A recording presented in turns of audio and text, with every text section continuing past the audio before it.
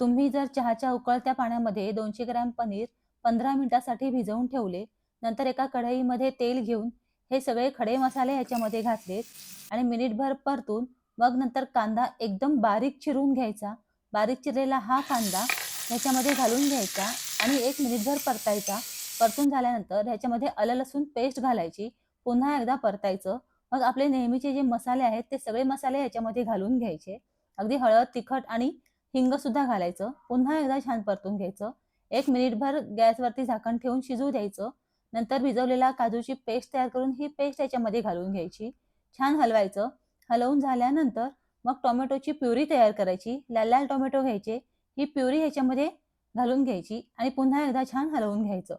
व्यवस्थित हलवून झाल्यानंतर मग ह्याच्यामध्ये थोडंसं पाणी घालून पुन्हा एकदा हलवून मग ह्याच्यामध्ये चवीप्रमाणे मीठ घालून घ्यायचं आणि मग ह्याच्यामध्ये हे जे पनीर आपण भिजवून ठेवलेलं होतं त्याच्या त्रिकोणी हे करायच्या म्हणजे ट्रायंगलमध्ये आपल्याला शेपमध्ये कट करून घ्यायच्या आणि हा शेपमध्ये कट केलेला पनीर ह्याच्यामध्ये मसाल्यामध्ये घालून घ्यायचा.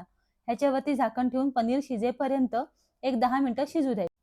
शिजून झाल्यानंतर ह्याच्यामध्ये कसुरी मेथी आणि कोथिंबीर घालून घ्यायची.